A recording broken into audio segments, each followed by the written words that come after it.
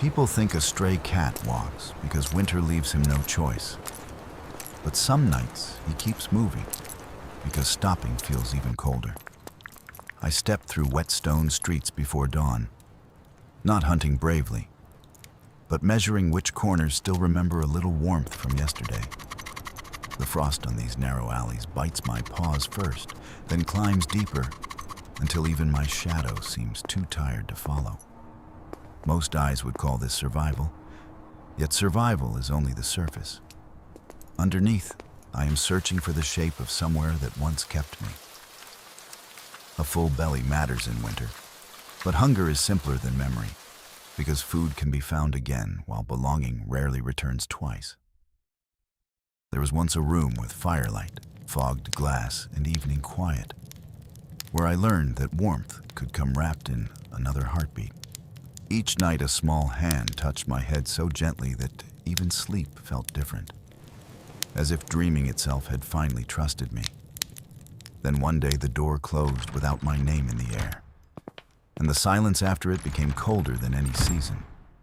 Since then, I have crossed this city like a forgotten thought, slipping past windows that shine for others and pavements that remember nothing. When yellow lamps tremble beside the Thames, they look almost alive, and I follow them anyway, because lonely things still recognize one another. I move along the river wall where mist swallows edges, because places without clear borders feel kinder to creatures who no longer have one. The rooftops were a thin white silence, and I cross them carefully, listening for broken tiles, distant chimneys, and any sign life remains. High above the streets, the city sounds softer. But softness is dangerous too, because quiet places leave room for old memories to speak. I remember the crackle of coal, the window clouded by breath, and the certainty that night always ended with someone waiting nearby. Now I pause outside lit houses longer than I should, not begging for scraps, but listening for the kind of silence families make. There is a difference between noise and welcome, and winter teaches it quickly when doors open wide for laughter, but never for you. At the old station, iron rails hold the cold like memory holds grief, and every echo sounds like departure happening all over again. I slip beneath a bench and watch shoes hurry past, because humans trust movement. Yet stillness is where the loneliest truths finally wait. Some travelers smell of rain, leather, and home, and for one dangerous second, I almost believe one of them might remember me. But trains leave, doors close, and hope must fold itself small again, like a body saving heat beneath a frozen wooden seat. Outside the pubs, voices spill onto the street like bright fire. Yet none of that warmth belongs to what stands unnoticed beside it. I weave between boots, barrels, and dropped crumbs, learning again that being near comfort is not the same as being invited inside. Sometimes kindness appears as half a pie crust or a lowered voice, but it vanishes quickly, afraid of needing more from me. People often think strays fear love, when really we fear the hour after love leaves and the world becomes cold again afterward. In the park, frost seals the grass flat, and the trees stand apart like old witnesses who saw everything but could change nothing.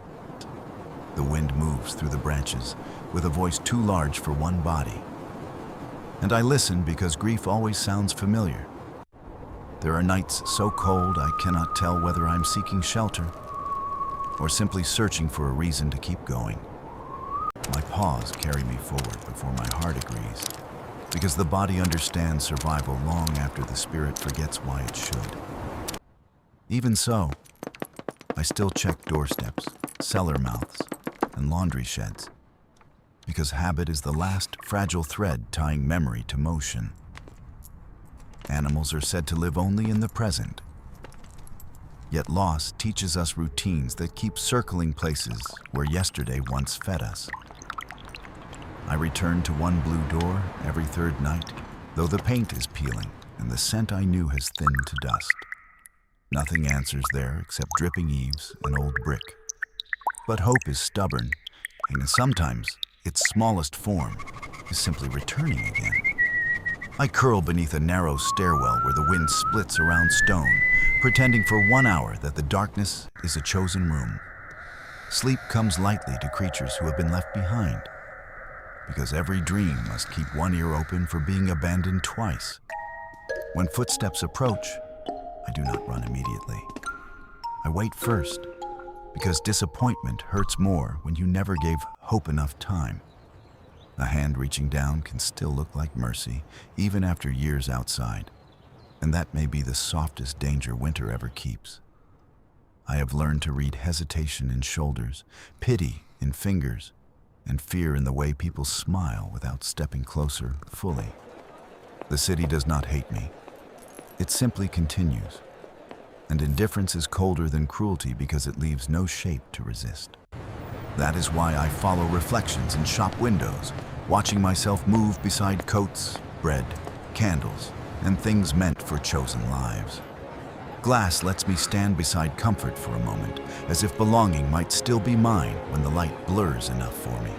Sometimes I see children pressing warm palms to the pane, and something inside me rises so quickly it feels almost like hunger.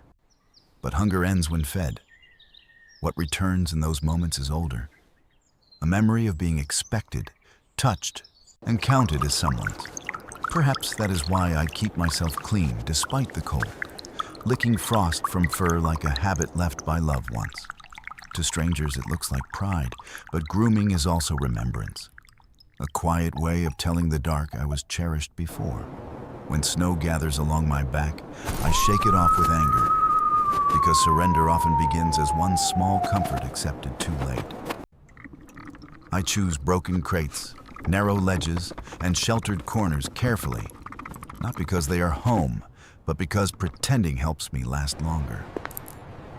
Every creature needs a territory, yet mine is stitched from temporary places, borrowed shadows, and roots that disappear whenever morning finds them. That constant vanishing changes the heart, until trust becomes less like opening a door and more like risking the last dry match. Some nights the moon whitens the roofs so completely that the whole city looks empty, as if everyone else escaped winter already somehow. On those nights, even the Thames seems tired, dragging dark water under the bridges like a thought too heavy to carry upstairs. I sit beside the embankment rail and watch my breath appear, vanish, and return, thus which is more faith than I admit usually. Breathing itself becomes a lesson in winter. What leaves you may still come back, but never in the same warmth again afterward. By midnight, the bridge is empty, and my footsteps sound too small beneath them, like I am trespassing through a story larger than me. Still, I keep going, because motion creates a thin illusion of purpose, and purpose is sometimes enough to keep sorrow organized moving. People pity the cold they can see, but the deeper wound is invisible, having no doorway where your absence would be noticed. That is the ache beneath my wandering, the reason I circle familiar streets long after smarter instincts would have turned elsewhere already. Instinct tells me to seek heat, cover, and food. But memory keeps whispering that safety once had a voice and a name. So I listen at windows, I stare into door cracks, and linger beside gardens, not for prey, but for evidence that home exists. Even the smell of laundry drifting above a fence can stop me, because clean fabric remembers bodies better than the streets do. I once belonged to evenings shaped by routine, where bowls appeared on time and silence meant rest instead of danger listening nearby. Losing that rhythm did not just make me homeless, it bent time itself, turning every hour into waiting without knowing for what. Winter worsens everything because cold strips each moment bare, and bare moments force you to hear your own loneliness too clearly inside. In summer, a stray can disappear into noise and scent. But in winter, Every empty space around you becomes painfully audible somehow. That is why I talk to myself in silence, shaping thoughts between breaths, because a voice inside the dark is still company. I tell myself the next corner may smell different, the next yard may hold straw, the next morning may hurt less somehow. These are small promises, but small promises matter when the world has become too large, too bright, and too unwilling to care. Once, beneath a bakery vent, warm air touched my face so suddenly I almost wept, though cats rarely waste water that way. It was not the heat alone. It was the shock of being reminded that comfort can still exist without asking who deserves it. For a minute, I closed my eyes and pretended the old fireplace had found me again, patient as if no time passed. Then the vent cooled, the spell broke, and I kept walking. Because survival often means leaving even the things that soothe you.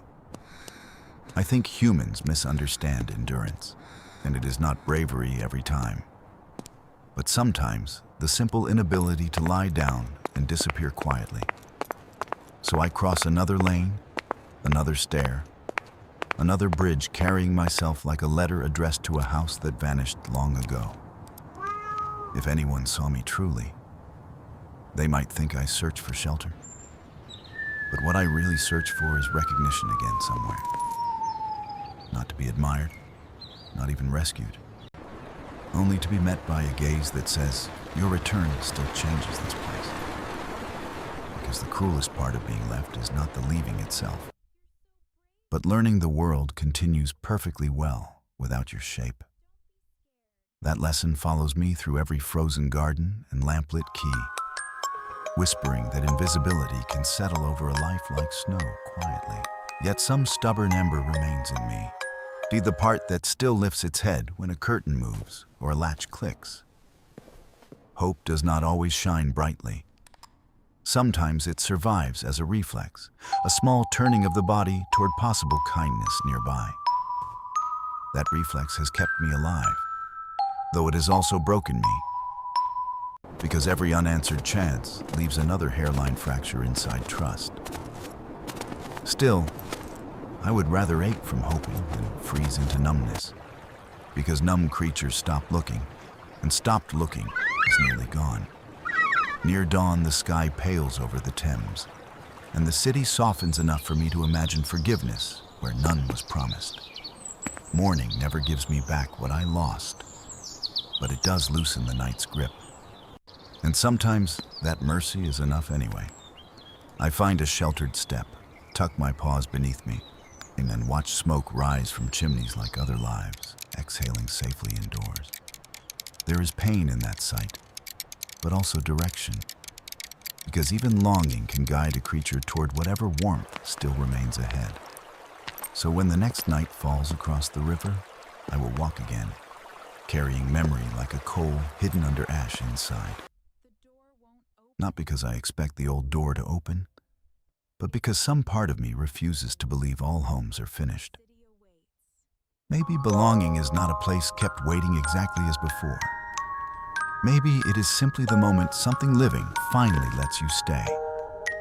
Until then, I remain this moving shadow in the English winter, searching through frost and lampglow for one answer warm enough to trust. If my steps sound lonely on the stones, it is because loneliness echoes louder when a heart still remembers being called home. Yes, and perhaps the deepest cold is not winter on the skin, but reaching the end of another night with no one waiting.